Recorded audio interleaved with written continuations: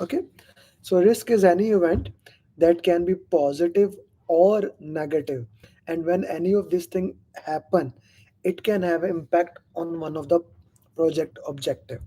So let's state the definition of the risk one more time. Risk is any event that may be positive or negative, and when that event happen, it can have impact on all of the project objective or one of the project objective in that patent case. So this is a risk. So I will walk through the entire risk project management processes that PMI basically guidelines, what are the processes on to that, and how we can work into that way. So let's walk through the entire process of risk. So if I talk about the risk management, the first thing that we need to make is basically we need to make a risk management plan. Hey guys at LinkedIn, if you can hear me, can you give me thumbs up or something like that, so that I can, there are reactions like this, that I can at least know you are able to hear me. Oh, thank you everyone. Okay, so risk management plan. First, the first thing is of course risk management plan. The risk management plan. Thank you, Vaj. The risk management plan is made, and the purpose of risk management plan is to understand organizational risk assessment, is to understand how much risk an organization can bear. So I would say that organizational risk attitude or organizational risk tolerance is defined in this first step in the risk management plan. It's a very important step to understand that in this step, if we'll talk about this step, we don't actually identify any risk. This process is more of a high level management point of view, where we are identifying the overall risk process, overall risk tolerance of the organization, threshold of the organization, the risk attitude of the stakeholders. Are they risk seeker? Are they risk neutral? What is their risk point of view? Like if I put it that in the human point of view, when you are growing up, you are more of a risk seeker. You want to take risk, you want to handle the risk straight ahead. You want to see, hey, these are the risks, I want to go ahead, I want to handle those risks face to face, right? You are risk seeker. But as we grow up, we become more of a risk neutral, right? Like most of us at this age, we are risk neutral. We calculate the both positive impact of the risk as well as both negative impact of the risk, and we see how these impact can be handled. Both positive impact as well as negative impact of the risk is evaluated, and after evaluation then I take the action. This is more of a risk neutral, that now I am looking at, okay, shall I take the risk or I should not take the risk.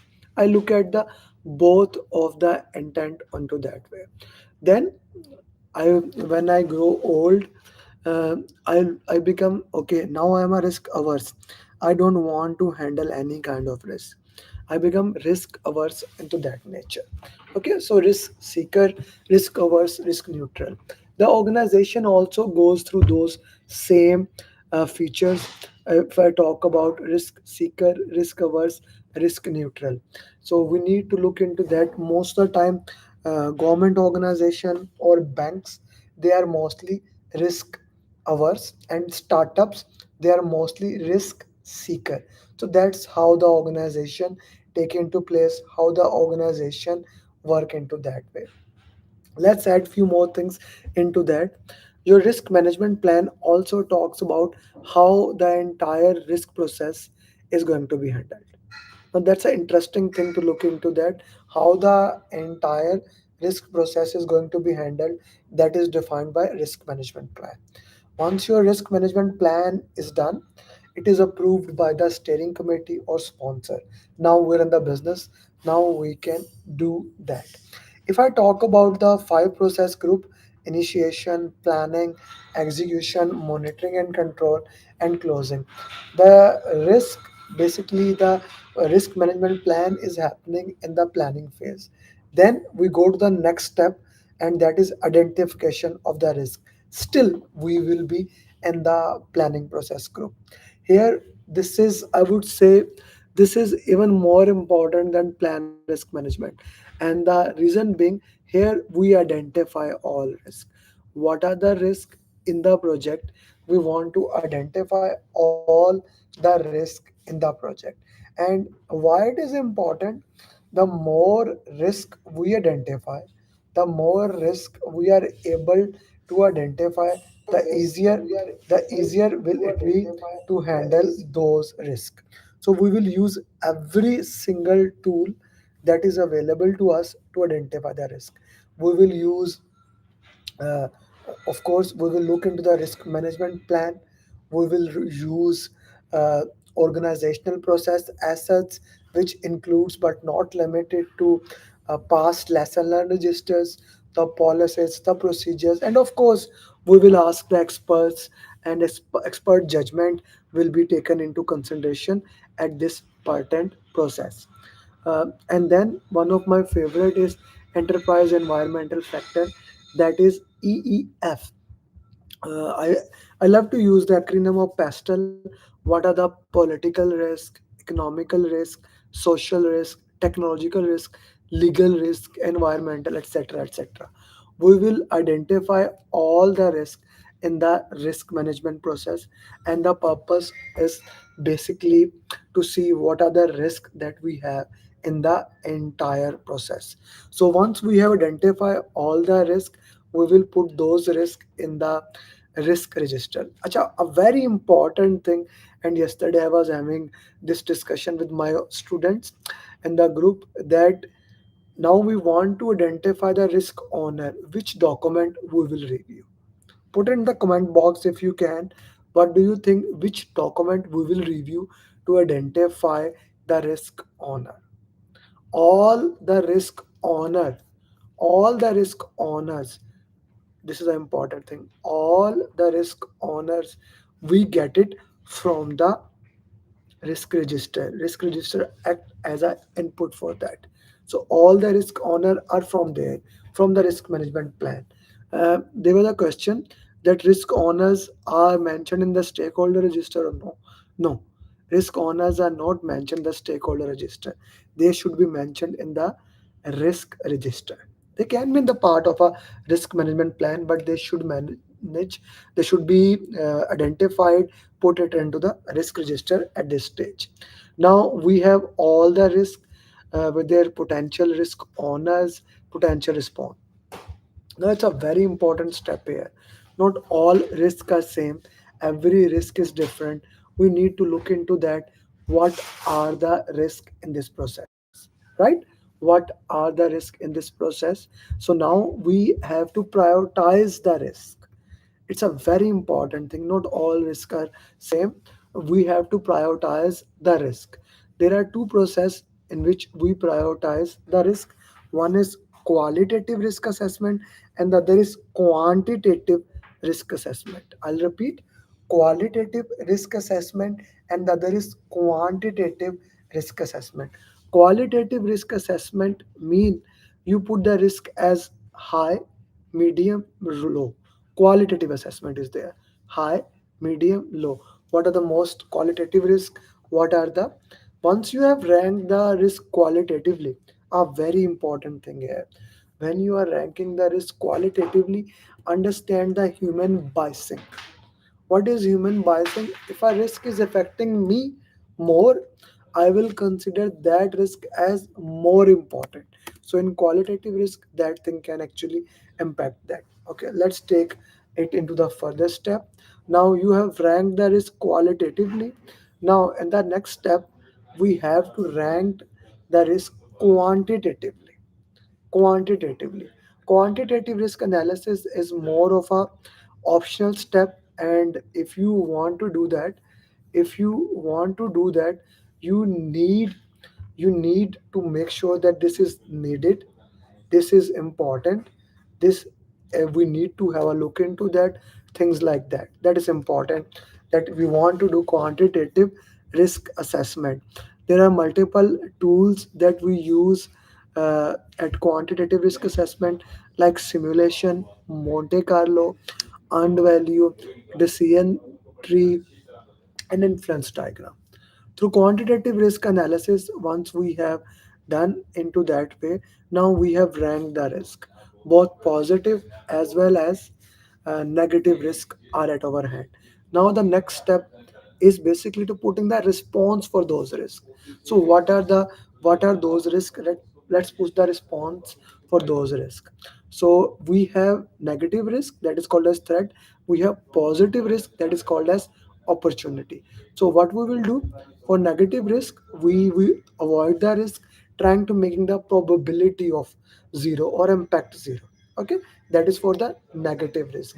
We are trying to make the probability zero or impact zero of those potential risks. Okay, if we cannot avoid the risk, we try to mitigate it or transfer it to other person. Transfer like buying the insurance, things like that. So this is negative risk. This is a proactive risk response strategy.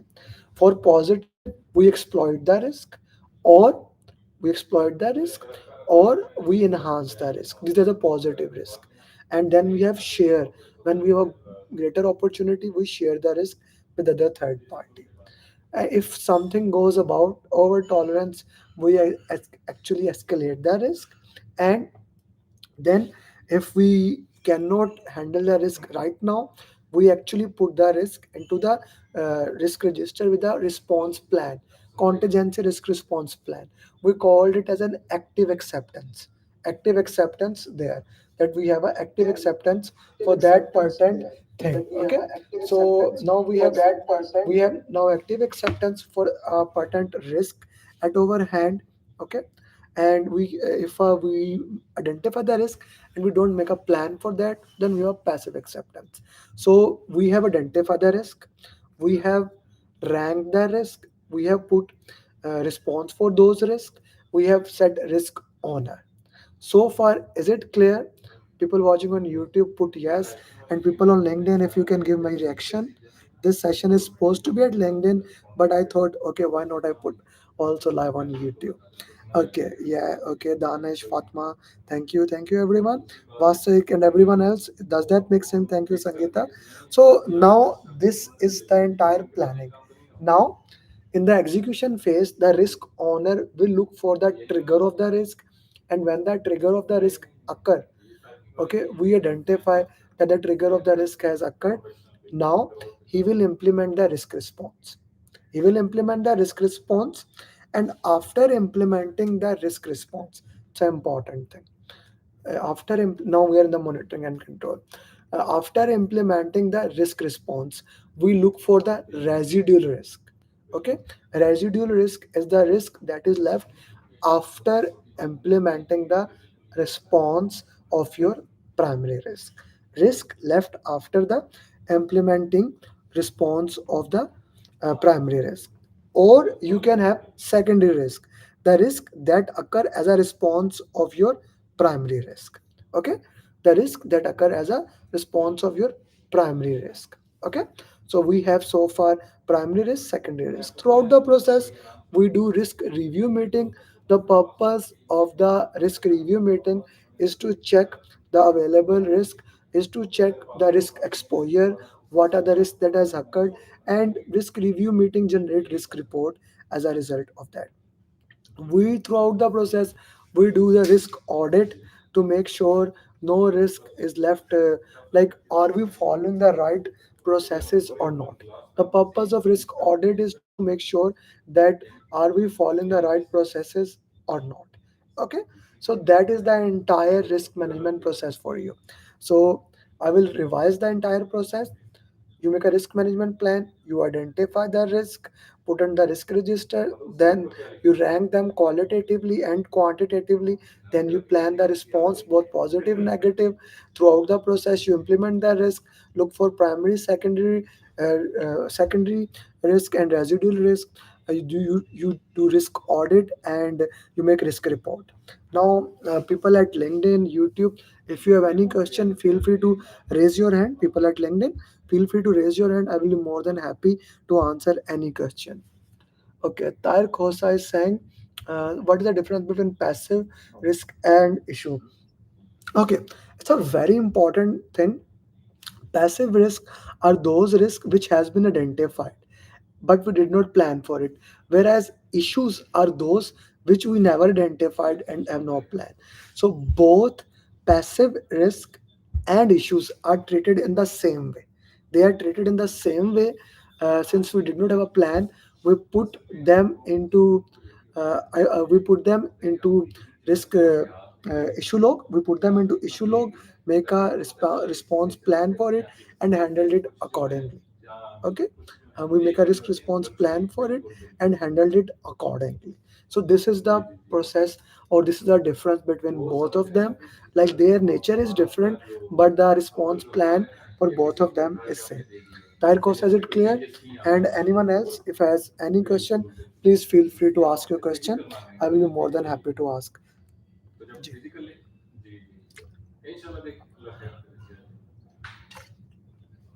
Chaji, what is the difference between issue log and what is the major difference between risk? Okay, now this question is one of the most interesting question that has been asked multiple times. So, uh, for a risk, for anything to be risk, you identify it before happening. Important thing, you identify it before happening and you put a response for it. You identified before happening, and before happening you also put a response for it. To be issue, if both of these conditions are not satisfied, right, you identify after it or you don't have a response for it. Okay, I hope that makes sense to you. G, next question. Please keep the questions coming, I would love to answer you. Acha ji, what does the risk report contain? So risk report, and what is the frequency of risk report? Okay, so risk report is basically generated weekly, bi-weekly, monthly, depending upon the frequency that your organization decide. Organization can say that we want have a risk review meeting monthly or bi-weekly or quarterly. So, and risk report is generated as a result of that. Okay, and it has all the information about what how many risks has identified, how many reserves are left, what reserves are left, what major risks are gonna come in the next quarter, things like that. Okay, G. Okay, what are reserve and how do we identify? Okay, for every single risk that is identified, we put a reserve to handle that. Okay, and those reserves are called as contingency reserves. The reserves that we use to handle them are called contingency reserves. And if you haven't set a reserve set aside to handle any risk and that risk occur, so we use reserves from the management, and those reserves are called as management reserves. G. Anyone else? Any question? Guys, so far, whatever we have discussed, all clear? Put some kind of good smiley, maybe a heart smiley. One of the challenge with these audio events is that I don't see you guys talking to me, so that comes sometime challenging. But benefit is that for those people who does not want to like directly ask a question or does not want to come at video, so that's a good opportunity here. I will try to cover all the topics to this audio sessions, and let's see how we roll around these processes. Acha ji, what is the difference between earned value analysis and expected monetary value? So earned value analysis is basically shows you the SPI, CPI, the progress of your project. Whereas expected monetary value, EMV, is used to calculate how much reserves you need in the project. Okay, how much risk do you need in the entire project? Okay, G. Okay, what else? G, go ahead. Okay, so what is the difference between tactical risk and strategic risk? So we need to understand different type of risk that occurs in the project and how they relate to that. So basically, strategic risk. Let's take into that first of all. Strategic risk are those risks that can impact the strategic objective of the project. If you remember that why we started the project, we started the project so that the organizational strategy can be handled, right? Thought an organizational strategy can be handled. But if any risk that occur that can impact the organizational strategy, or it can be positive or negative, mostly negative, so that are called as strategic risk. The examples can be especially compliance, change, some big change in the organization, a new technology, governance, financial risk, and things like that. Those are strategical risk, and we need to understand and handle it into that way. Okay.